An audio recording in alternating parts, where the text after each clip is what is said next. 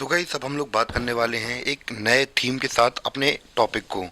तो हमारा टॉपिक तो वैसे भी हमारा है the making of Germany and Italy. तो कैसे कैसे Germany as a nation state बन के उभरे, जर्मनी और इटली कैसे कैसे इनका यूनिफिकेशन हुआ। तो हम लोग बेसिकली हम लोग थीम यूनिफिकेशन ही पकड़ के चल रहे हैं कि कैसे कैसे इन कंट्रीज का यूनिफिकेशन हुआ। फिर हम लोग बात करें ये ऐसा नेशन स्टेट बन के निकल के आए। ठीक है, तो सबसे पहले हम लोग बात करने वाले हैं अपने टॉपिक का नाम क्या है, the making of Germany and Italy. तो जर्मनी और इटली कॉन्टेक्स्ट में हम लोग कह सकते हैं कि क्या आर्मी आर्किटेक्ट हो सकती है नेशन का। तो कैसे army play important role play करेगी नेशन को बनाने में। तो इसके बारे में हम लोग बात मतलब हम लोग का कोर टॉपिक यही रहने वाला है। तो 1848 के बाद जो नेशनलिज्म था यूरोप में वो मूव किया किसके साथ जुड़ के, डेमोक्रेसी और रेवोल्यूशन के साथ जुड़कर वो आगे बढ़ता रहा। ठीक है, और हम लोग बात करें इसको स्प्रेड किसने किया, nationalistic sentiments were often mobilized by conservatives for promoting state power and achieving political domination over Europe। तो अभी तक हम लोग क्या देख रहे थे, जो कंजर्वेटिव थे वो रोक रहे थे नेशनलिस्ट को कि भैया ऐसा नेशनल स्टेट नहीं बनने दें। पर एकदम से ऐसा क्या हुआ, जो कंजर्वेटिव थे वो लोग नेशनलिस्टिक फीलिंग्स को मतलब बढ़ाने लगे कि ऐसा नेशन को प्रमोट करने के लिए चीज़ें करने लगे। क्योंकि वो लोग अब समझ चुके थे कि भैया कि अगर जो हमारा यूरोप के अंदर अगर नेशन की तरह तैयार हो जाएगा तो फिर हमारे लिए पावर, और हम लोग बात करें पॉलिटिकल पावर बहुत मिल जाएगी, पॉलिटिकल डोमिनेशन मिल जाएगी यूरोप के ऊपर। तो अब ये थॉट के साथ जो कंजर्वेटिव थे अब वो चाह रहे थे कि क्या किया जाए, जो ऐसा हम लोग बात करें कंट्री को नेशन स्टेट बनाया जाए। तो ऐसे ही करके हम लोग बात करें जर्मनी और इटली का फॉर्मेशन होगा, the making of Germany and Italy as a nation state. तो भैया ये लोग जो कंजर्वेटिव थे अब वो लोग हेल्प करने वाले हैं जर्मनी और इटली को क्या नेशन स्टेट बनाने में। और कैसे कैसे करने वाले हैं अब इसके बारे में भी डिटेल से बात करते हैं। तो अभी तक हम लोगों ने क्या देखा, थोड़ा सा इसको जूम करके रिपीट कर दे रहा मैं। अब जूम हो गया, तो अब मैं रिपीट कर दूं दोबारा से। तो हमने क्या देखा कि 1848 के बाद जो नेशनलिज्म था वो धीमे धीमे मूव करने लगा किसके, जो रेवोल्यूशन के साथ, और हम लोग बात करें जो डेमोक्रेसी का आइडिया था इसके साथ हम लोग बात करें धीमे धीमे मूव करने लगा। और नेशनलिस्टिक सेंटिमेंट थे इनको आगे लेके गए कौन, कंजर्वेटिव। क्यों? क्योंकि उनको बहुत ज़्यादा फायदा देखने को मिल रहा था, और जिससे कि जर्मनी को as a nation state, Germany और इटली को एज अ नेशन स्टेट बना के वो लोग अपनी पावर को हासिल करना चाहते थे। तो गाइस जैसा कि हम लोग बात ही कर रहे थे कि वहाँ पे कैसे-कैसे यूनिफ़िकेशन हुआ जर्मनी के अंदर, तो हमने देखा कि जो लिबरल मिडल क्लास थी तो 1848 में उन्होंने रिवोल्ट किया और try to unite the different region of German confederation into nation state. तो उन्होंने कहा कि भैया जो अलग-अलग रीजन्स हैं जर्मनी के, जर्मन कॉन्फेडरेशन के, तो उन्हें नेशन स्टेट बना दिया जाए। और इससे हम लोग बात करें इलेक्टेड पार्लियामेंट के थ्रू हम लोग क्या करें, गवर्न करें। पर आउटकम में क्या निकला? अरे! ये तो मेरी फ़ोटो है। भैया आउटकम में मैं नहीं निकला, मैं तो और कहीं से निकला था, और कहीं और किसी समय पे निकला, और वो भी बहुत लेट निकला इसके बाद तो बहुत लेट ही निकला। तो यहाँ पे क्या हुआ कि liberal initiative of nation building was however repressed. तो जो लिबरल्स थे उन्होंने जो इनिशिएटिव लिया था नेशन को बिल्ड करने के लिए, उसे दबा दिया गया। किसकी किसकी वजह से दबा दिया गया? हम लोग बात करें मोनार्की और मिलिट्री की मदद से दबा दिया गया। और इसको सपोर्ट कर रहे थे लार्ज लैंड ओनर्स, जिन्हें हम लोग जंकर्स कहते हैं प्रूशिया के। तो इन्होंने दबा दिया। तो भैया अब हम लोग बात करें कि जो जो जर्मनी थी वो यूनाइट कैसे हो गई? तो हम लोग इसका सही उत्तर हम लोग देखने को मिलता है क्या? आर्मी आर्मी का रोल बहुत बड़ा होगा, जो कि हम लोग बात करें यूनाइट करेगा जर्मनी को। और कैसे यूनाइट करेगा इसके बारे में बात कर लेते हैं अब हम लोग। कैसे आर्मी ने भैया पावर ली और कैसे-कैसे चीज़ें बढ़ी, उसके बारे में बात करते हैं। तो भैया जो महान व्यक्ति दिख रहे हैं आपको सामने, ये है ओटोमन बिस्मार्क, जो कि एक तरीके से हम लोग बात करें इन्होंने ही यूनिफाइड कराया था किसको, जर्मनी को। कैसे जर्मनी को यूनिफाइड कराया था इसके बारे में अब चर्चा कर लेते हैं। तो यहाँ पे पहली लाइन लिखी हुई भी है कि after the fail attempt of liberals, तो लिबरल्स के फेल्ड अटेम्प्ट के बाद भी जो प्रूशिया था उसने क्या किया, लीडरशिप ली। भैया अब हम लोग नेशनल नेशनल यूनिफिकेशन यूनिफिकेशन करेंगे। कैसे वो करेंगे तो उसके बारे में बात कर लेते हैं। जो चीफ मिनिस्टर थे कहाँ के, जर्मनी के, प्रूशिया के, जिनका नाम ओटोमन बिस्मार्क था, तो ये आर्किटेक्ट थे। हम लोग बात करें, इन्होंने ही अपनी आर्मी का बेड़ा उठाया और 3 वॉर लड़ी। कितनी वॉर लड़ी? 7 सालों के अंतराल में इन्होंने 3 युद्ध लड़े। किसके साथ लड़े? Austria, Denmark, France. आओ बेटा लड़ो, हमसे युद्ध करो और अपने आप को हरा दो। तो ये इन्होंने लड़ाई की और तीनों बैटल में जीते और इन्होंने यूनिफिकेशन कर दिया। हम लोग बात करें जर्मनी का, जहाँ-जहाँ पे जर्मनी स्पीकिंग लोग रहते थे, उस प्रकार कल्चर था, तो उन्होंने उन सबको पट्टे मार-मार के भगा दिया इन्होंने, ओटोमन बिस्मार्क ने। और फिर क्या हुआ 1871 में जो प्रूशियन किंग थे विलियम फर्स्ट, वो हम लोग बात करें जर्मन एम्परर की तरह बने। कहाँ पे? Held at Versailles. तो ये रहे हमारे विलियम वन। तो काफ़ी हैंडसम लग रहे हैं, पर मूंछें तो थोड़ी अपनी वही आर्मी मैन नहीं होते हैं जैसे, वैसी ही लग रही हैं इनकी मूंछें। तो ऐसे कर के हम लोग बात करें कि जो जर्मनी था उसका यूनिफिकेशन इन राजा-महाराजाओं के साथ हुआ। और ऐसे हम लोग बात करें मोनार्की ने हेल्प की थी जर्मनी, या फिर हम लोग बात करें इटली की यूनिफिकेशन में। तो जर्मनी की कहानी तो हो गई, अब बात कर लेते हैं इटली की, कि इटली में कैसे-कैसे तबाही और तख्तापलट हुआ, उसके बारे में चर्चा करते हैं।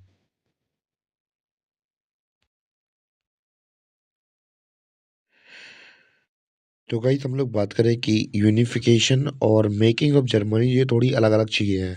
तो जैसे कि हमने देखा कि भैया अब यहाँ पे ओटोमन बिस्मार्क की वजह से यूनिफिकेशन तो हो गया, पर एक Germany banana as a nation state वो थोड़ी अलग चीज़ होती है। तो हमें पता है कि पैचवर्क ऑफ कल्चर तो था ही यहाँ पे, और दूसरी चीज़ें क्या थी? तो दूसरी चीज़ें क्या हुई? National building process in Germany had demonstrated the dominance of Prussian state power. The new state placed a strong emphasis on modernisation the currency, banking, legal and judicial system in Germany. तो भैया अगर हम लोग बात करें, जो administrative refinery होती है किसी भी, अगर एक यूनिट को अगर आपको जोड़ना होता है, तो उधर का जो हम लोग बात करें, जो एडमिनिस्ट्रेशन सिस्टम होता है, तो आप एक ही कर दीजिए। फिर वहाँ पे एक तरीके से जब करेंसी एक कर देंगे, मॉडर्नाइजेशन के तरीके एक कर देंगे, तो इससे यूनिफिकेशन के तरीके निकल आते हैं। जर्मनी बनने लगी वहाँ पे। प्रूशियन मेजर्स एंड प्रैक्टिस और often become a model for the rest of Germany. तो एक तरीके से जो हम लोग इंजेक्शन की बात करते हैं नेशनैलिटी की, तो वो धीमे-धीमे डाला जाने लगा है यहाँ पे। तो ऐसे करके मेकिंग ऑफ जर्मनी हुई। तो गाइस अब हम लोग बात कर लेते हैं इटली के बारे में, कि इटली का क्या सिनेरियो था यूनिफिकेशन से पहले, उसके बारे में बात कर लेते हैं कि इटली कितने पार्ट में डिवाइडेड था। तो अगर हम लोग बात करें कि Italy too had a long history of political fragmentation. Fragmentation का मतलब होता है बटे होना। तो हम लोग बहुत पिछले समय से देख रहे थे कि जो हम लोग बात करें इटली है वो कैसे बटी हुई है। मतलब बहुत अलग अलग पैचवर्क्स में बटी हुई थी। तो जैसे कि हमने उन गुसिपी मजीनी के बारे में पहले बात की थी, उन्होंने कैसे यूनिफिकेशन के लिए काम किया था, पर उनके मेथड्स वर्क नहीं कर रहे थे। तो क्या हुआ कि जो इटली थी वो यूनिफाइड हो गई, तो उसके बारे में बात करेंगे। During the middle of 19th century, तो 19th सेंचुरी के दौरान जो इटली थी ये डिवाइडेड थी 7 स्टेट में, जिसमें कि केवल एक जो सार्डिनिया पेडीमोंट वाला इलाका था वो इटालियन प्रिंस, यानी कि जो यहाँ के ओरिजिनल प्रिंस थे उनके द्वारा रूल किया जाता था। केवल एक पार्ट मात्र। तो उसमें केवल हम लोग बात करें प्रिंस रूल करते थे, और बाकी जो जगह थी इटली की, तो बाकी में अलग अलग लोग रूल कर रहे थे। और कौन कौन रूल कर रहा था उसके बारे में बात कर लेते हैं। जैसे नॉर्थ वाज अंडर ऑस्ट्रेलियन हम्सबर्ग, तो ऑस्ट्रेलियन हम्सबर्ग के जो किंग्स थे वो रूल कर रहे थे। कहाँ कौन से पार्ट को? नॉर्थ वाले पार्ट को। और सेंटर वाले पार्ट को रूल कर रहे थे पोप। तो पोप रूल कर रहे थे। अब भैया जो जब खाली जगह होती है, अब आदमी कोई कुछ कहता नहीं है, तो भत्यारे से लोग क्या करते हैं, गुट बना के अपने आपकी जगह भी घेर लेंगे वो। तो ऐसी करके पोप ने भी जगह घेर ली थी सेंट्रल वाली। और साउथर्न रीजन में हम लोग बात करें, डोमिनेशन था किसका? Bourbon king of Spain. तो स्पेन के कोई किंग थे, उनका रूल चल रहा था। तो अलग अलग हम लोग देख रहे हैं कि जो इटली थी वो अब बटी हुई थी, और इटली के अलग अलग पार्ट में अलग अलग रूलर्स रूल कर रहे थे।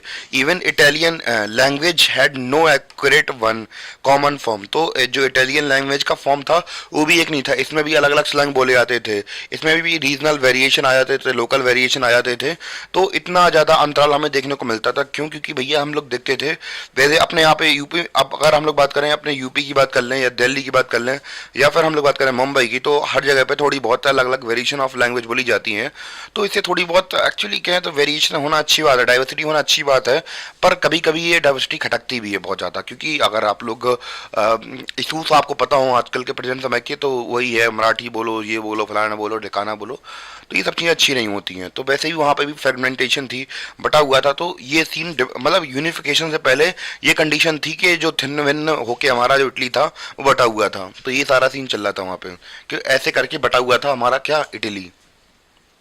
तो गाइस हम लोग बात कर रहे थे कि जो इटली थी उसका यूनिफिकेशन कैसे हुआ, कैसे यूनिफाइड किया गया। तो हम लोग बात करें, जैसे कि हम लोग पहले ही बात कर चुके थे, 1830s में जो गुसिपी मजीने थे उन्होंने बहुत ज़्यादा प्रयास किए और बहुत ज़्यादा ही प्रयास किए, पर उनके जो हम लोग बात करें प्रोग्राम से वो पूरे नहीं हो पाए। तो यहाँ पे मैंने एक चीज़ लिखी नहीं कि इनके जो मिशन थे वो कैसे होते गए। भले ही हम लोग बात करें, जैसे हमने लिखा है कि during the 1830s Giuseppe Mazzini sought to put together a coherent programs for a unified Italy Republic, but result क्या निकला हमें? एज अ रिजल्ट देखने को मिला क्या, फेल। तो भैया इनका जो रिजल्ट था वो फेल निकल के आया गुसिपी मजीनी का। पर इन्होंने एक चिंगारी भरी कि हाँ यूनिफाइड करना चाहिए। पर he had also formed a secret society called Young Italy for the dissemination of his goal. क्या किया जाए, फेल हो गया। पर इसका हम लोग बात करें जिम्मेदारी ली किसने? तो हम लोग बात कर रहे हैं किसकी, हम लोग बात कर रहे हैं इसकी जिम्मेदारी ली थी किसने, वेक्टर विक्टर एम्यूअल सेकंड ने ली थी। The failure of revolutionary uprising both in 1831 and 1848। तो 1831 और 1848 में रेवोल्यूशन फेल जरूर हो गया। The meat he is now the mantle now fell on Sardinia Piedmont under the ruler King Victor Emmanuel II to unify Italian state through war। तो भैया अब हम लोगों ने जैसे कि बात की थी कंजर्वेटिव से ही हेल्प करेंगे किसको यूनिफाइड करने में, क्यों और कैसे हेल्प करेंगे उसके बारे में बात करते हैं। पर क्यों हेल्प करेंगे इसका तो रीज़न मैं अभी बता देता हूँ कि more power and more money.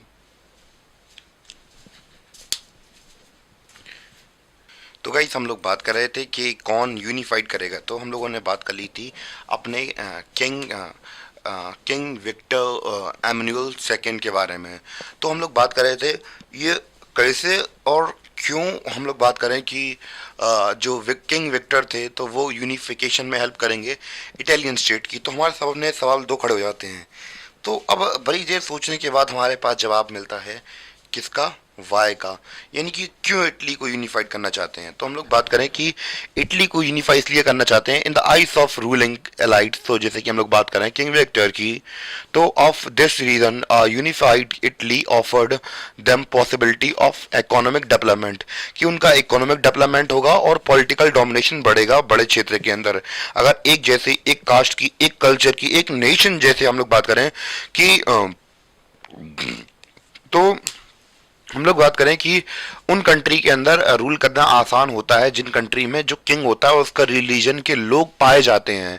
तो ऐसे एरिया के अंदर रूल कर पाना बहुत आसान होता है। तो इसलिए क्या करते हैं बहुत सारे रूलर्स अपने कंट्री के अंदर क्या करते हैं, कन्वर्जन करवाते हैं। जैसे कि आपको पता होगा कि जो औरंगजेब था वो कन्वर्जन क्यों करवा रहा था, या फिर दूसरे जो रूलर्स होते थे तो वो अपनी ही एक तरीके से धर्म के लोगों को क्यों, मतलब ऑब्वियस सी बात है कोई राजा होगा तो अपने धर्म के लोगों के बारे में ही सोचेगा। और एक तरीके से अगर यूनिफाइड हो जाएगी इटली तो फिर उसके लिए ही फायदा होगा ना, क्योंकि उसके कम्युनिटी के लोग बन जाएंगे। अगर भिन्न भिन्न प्रकार के होंगे तो उसकी जनता उसके लिए लॉयल नहीं होगी। अगर एक ही धर्म के होंगे या फिर एक ही कल्चर के होंगे तो उसके प्रति लॉयल तो हो जाएंगे कम से कम। तो उसे एक पॉलिटिकल डोमिनेंस मिल जाएगा कि हाँ उसकी जो स्ट्रेंथ है पॉलिटिकली तो वो बढ़ जाएगी अपने आप। इकोनॉमिक डेवलपमेंट तो फिर ज़्यादा लोग होंगे, ऑब्वियस सी बात है। अगर 10 रुपये भी दे रहे हैं तो काम हो जाएगा अपना। तो मतलब एक तरीके से पैसा ही पैसा सूझ रहा है इनके दिमाग में। और दूसरा बात है यूनिफिकेशन करेंगे कैसे, unification Italy with the help of caviar और गैरीबाल्डी। तो हम लोग बात करें, 4 नाम इंपॉर्टेंट हो जाएंगे इटली के लिए, तो वो नाम बहुत जरूरी है हमारे लिए याद कर पाना। तो पहला नाम आप लोग गुसुपी मजीनी का नाम याद रख लीजिए सबसे पहले। फिर दूसरे उससे कम इंपॉर्टेंट विक्टर एम्यूअल के बारे में बात कर लीजिए कि क्रांति लगाने वाला, क्रांति को पहुंचाने वाला, और लास्ट में एग्जीक्यूट करने वाले गैरीबाल्डी और कैव्यूर। तो ये 4 नाम हमारे लिए इटली के यूनिफिकेशन के लिए बहुत ज्यादा इंपॉर्टेंट हैं। यानी कि जो हमारे किंग एम्यूअल सेकंड थे, विक्टर एम्यूअल सेकंड थे, उन्होंने यूनिफिकेशन कराया, तो कराया किसके, कैवियर और गैरीबाल्डी की मदद से, ठीक है। और किस लिए कराया था, इकोनॉमिक डेवलपमेंट और पॉलिटिकल डोमिनेंस की वजह से। तो गाइस हम लोग अब कंट्रीब्यूशन देखेंगे कि चीफ मिनिस्टर कैवियर का क्या क्या रोल था कि नदन इटली को इन्होंने कॉन्कर कर लिया था, और कैसे कॉन्कर किया था इसके बारे में बात करते हैं। तो इन्होंने नदन साइड को कॉन्कर किया था विद द हेल्प ऑफ, क्योंकि ये बहुत बड़े डिप्लोमेटिक आदमी थे। डिप्लोमेटिक आपको पता ही होगा, बहुत ज़्यादा सोच समझ वाले व्यक्ति थे, एजुकेटेड व्यक्ति थे। तो यहाँ पे लिखा हुआ अभी, chief minister Cavour who lead the movement to unify the region of the Italy, neither a revolutionary और नाइदर नॉर आ डेमोक्रेट। तो नहीं ये रेवोल्यूशनरी थे, नहीं ये डेमोक्रेट थे। तो ये क्या थे, like many other wealthy and educated members of Italian elite, he spoke French much better than he did Italian. यानी कि ये फ्रेंच बहुत ज़्यादा, मतलब इटली से अच्छी फ्रेंच बोलते थे। तो इतनी अच्छी फ्रेंच बोलते थे तो काम क्या आएगा, फ्रेंच लोगों का शांत रहेंगे। तो इन्होंने with the help of through the tactful diplomatic, तो डिप्लोमेट थे ये, diplomatic alliance with the France. तो भैया फ्रांस से, इटालियन से अच्छी फ्रांस बोलते थे, तो उसका फायदा भी लिया। क्या लिया कि France engineered by the Cavours Sardinia Piedmont succeeded in defeating the Austrian forces in 1859। तो इन्होंने, जो हम लोग बात करें, जो ऑस्ट्रियन फोर्सेस थे उसको हरा दिया, और हम लोग बात करें जो नदन इटली था उसको कॉन्कर कर लिया। तो अब हम लोग बात करेंगे, नदन वाला तो उसने जीत लिया, बीच वाले जो पोप होंगे तो वो तो अपने आप ही सरेंडर कर देंगे, और बस साउदर्न की बची है, तो उनके बारे में डिस्कशन कर लेते हैं। तो अभी तक हमने क्या देखा, हमने देखा कि जो हमारे कैवियर का इसका कॉन्ट्रीब्यूशन देख रहे थे कैवियर का, तो इनका रोल क्या था कि ये चीफ मिनिस्टर कैवियर थे। तो भैया इन्होंने लीड किया था इस जो इटली वाला जो ऊपर वाला नॉर्दर्न रीजन था, किसको हराकर, ऑस्ट्रियन किंग्स को हराकर इन्होंने ले लिया था। डिप्लोमेटिक अलायंस बनाई थी किसके साथ, फ्रांस के साथ, क्योंकि ये बहुत अच्छी फ्रांस बोलते थे, फ्रांस बोलते थे। I mean, मेरी प्रोनाउंसिएशन गलत हो जाती कभी कभी, तो क्या ही करूंगा मैं। तो गाइस अब हम लोग कंट्रीब्यूशन के बारे में बात करने वाले हैं, गुसिपी गारिबल्डी के बारे में। मैं सही में लिटरली मेरे पास प्रोनाउंसिएशन के लिए मेरी जीप काट दी जाए भाई साहब, इतनी गंदी प्रोनाउंसिएशन है मेरी। गुसिपी गैरीबाल्डी बोलेंगे हमें से। तो गैरीबाल्डी के कंट्रीब्यूशन के बारे में बात करते हैं हम लोग अब, ठीक है। तो हम लोग बात करें, a large number of armed volunteer under the leadership of Giuseppe Garibaldi fought for the unification of southern part of Italy। तो लीडरशिप थी किसकी, गैरीबाल्डी साहब की, और ये अपने साथ कुछ यंग लोगों के साथ में लेके गए, और इन्होंने कहा कि भैया कुछ आर्म्ड वॉलंटियर के साथ, यानी कि हथियारबंद वॉलंटियर के साथ आओ चलो अपने देश के लिए, अपनी इटली को क्या किया जाए, यूनिफाइड किया जाए। इसके लिए ये कुछ आर्म्ड वॉलंटियर को लेके गए, और क्या किया, साउदर्न इटली जीत ली।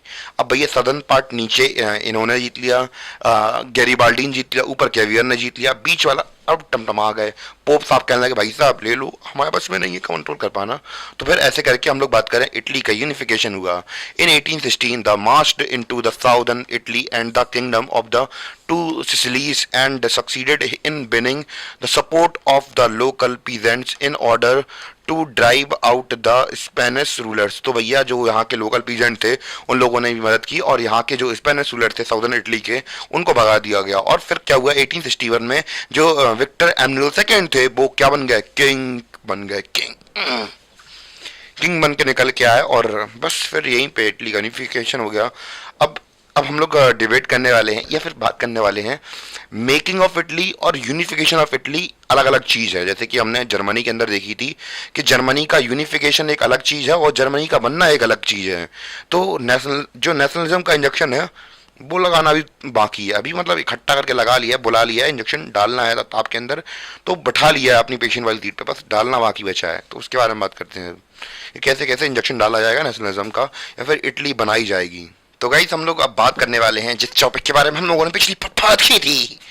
तो अब ना वही है कि यूनिफिकेशन ऑफ इटली तो हो गई थी, पर हम लोग बात करें मेकिंग ऑफ इटली कैसे होनी थी। तो हम लोग बात करें कि भैया इटली को बनने में भी देर लगने वाली थी। क्यों? क्योंकि भैया हम लोग अगर बात करें कि वहाँ की जो ज़्यादा से ज़्यादा मासेस थी वो कैसी थी, इलिटरेट थी।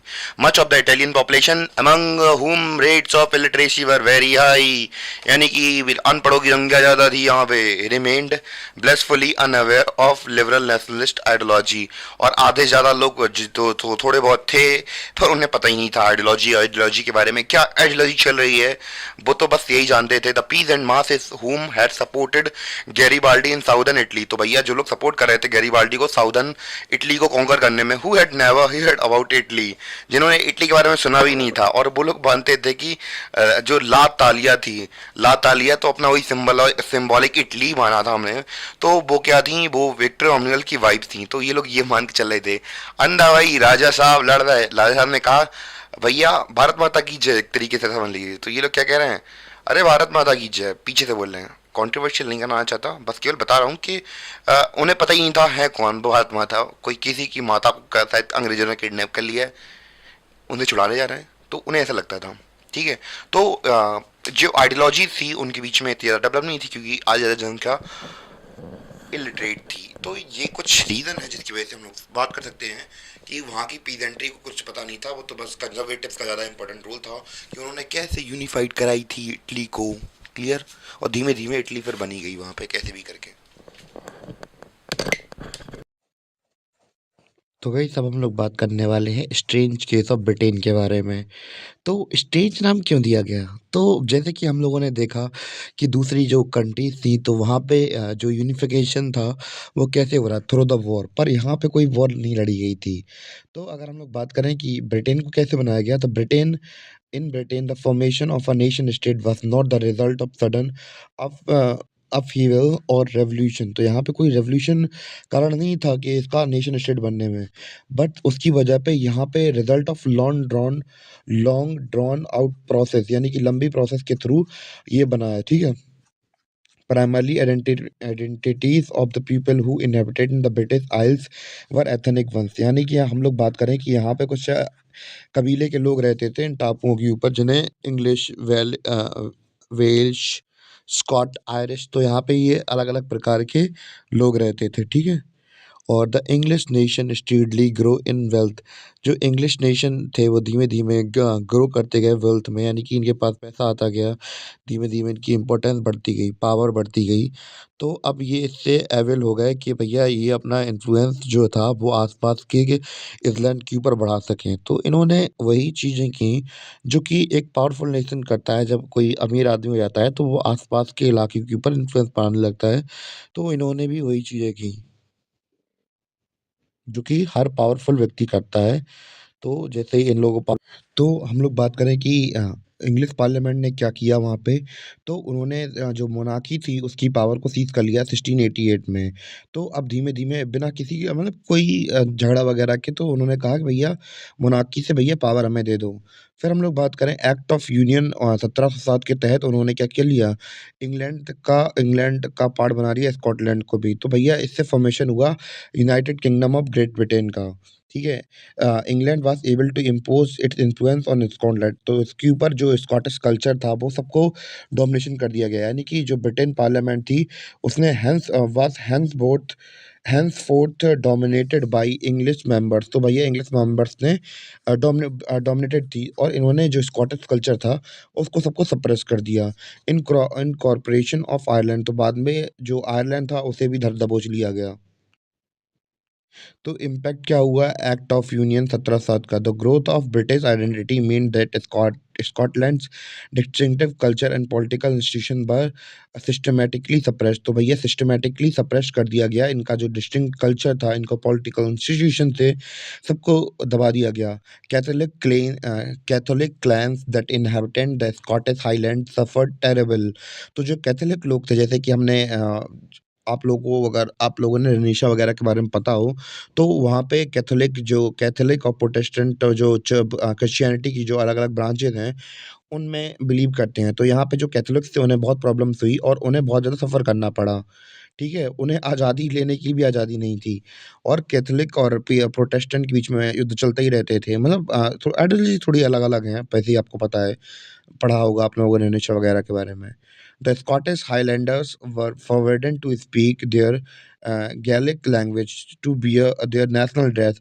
तो नेशनल ड्रेस नहीं पहनने देते थे, नेशनल लैंग्वेज नहीं बोलने देते थे। Large number of people were forcefully driven out of their homeland. तो भैया बिना किसी बहुत सारे लोगों को फोर्सफुली उन्हें होमलैंड से निकाल फेंका गया। तो उनके साथ काफ़ी अच्छा नहीं हुआ। तो गाइस अब हम लोग बात करेंगे कि इनकॉर्पोरेशन ऑफ आयरलैंड, यानी कि आयरलैंड था उसे कैसे इनकॉर्पोरेट किया गया उसके बारे में बात कर लेते हैं। तो it was a country deeply divided between Catholic and Protestant. तो एज यूजुअली हमने देखा था वहाँ की जो इटलैंड में भी था, तो यहाँ पे भी प्रॉब्लम हुई थी, कैथोलिक और प्रोटेस्टेंट बसे हुए थे यहाँ पे। The English help the Protestant. तो जो इंग्लिश थे उन्होंने हेल्प किया प्रोटेस्टेंट को और of Ireland to establish their dominance over a large Catholic country. तो भैया डोमिनेंस दिखाना चाहते थे, तो इन्होंने क्या किया, प्रोटेस्टेंट को सपोर्ट किया। Catholic revolt against British dominance was suppressed. तो इनकी जो हम लोग बात करें, इन्होंने रिवोल्ट वगैरह भी किया ब्रिटिशर्स के खिलाफ। पर जैसे कि इंडिया में हुआ, तो उनकी जितनी बार म्यूटिनी वगैरह होती थी हमारे यहाँ भी, तो सप्रेस कर दी जाती थी, क्योंकि ये लोग इकोनॉमिकली बहुत पावरफुल थे। तो यहाँ पे भी उन्होंने अपने घर में, भैया दूर तक को तो छोड़ नहीं रहे, तो घर में क्या छोड़ेंगे, गुल्ली उड़ा के गोल गोल घुमा दिया उन्हें और दबा दिया उन्हें, जैसे इंडिया में दबा दी गई थी रिवोल्ट ऑफ 1857।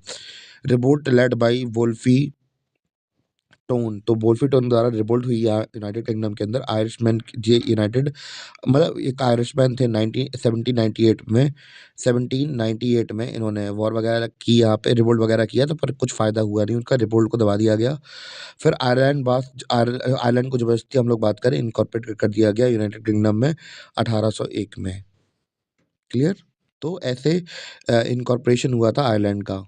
तो गाइस बात करें कि नया ब्रिटेन कैसे बना, तो हम लोग वही बात कर रहे थे कि ब्रिटिश एक नेशन थ्रू हुआ। तो भैया इसमें जैसे कि हमें पता है कि जो बड़ी मछली होती है छोटी मछली को खा जाती है, वैसे ही जो जिस कल्चर के अंदर जो डोमिनेट करता है, तो उन्हीं का कल्चर दिखने लगता है। तो वैसे ही इंग्लिश का कर रहे थे, डोमिनेट कर रहे थे, तो इन्हीं का कल्चर प्रोमिनेंटली प्रमोट किया गया। और जो सिंबल्स हैं न्यू ब्रिटेन के, वो ब्रिटेन फ्लैग जैसे यूनियन जैक बनाया गया, और नेशनल एंथम वो good God save our noble kings, the English language, यही सब हम लोग बात करें चलने लगी, एक तरीके से डोमिनेट करने लगी, were actively promoted and the other older nation survived only as subordinate partners in this union. तो बस जो बाकी ओल्डर नेशन थे, तो वो ऐसा साइड करेक्टर की तरह वर्क करते रहे, और मेन लीडर ब्रिटेन और इंग्लिश रही हमारी।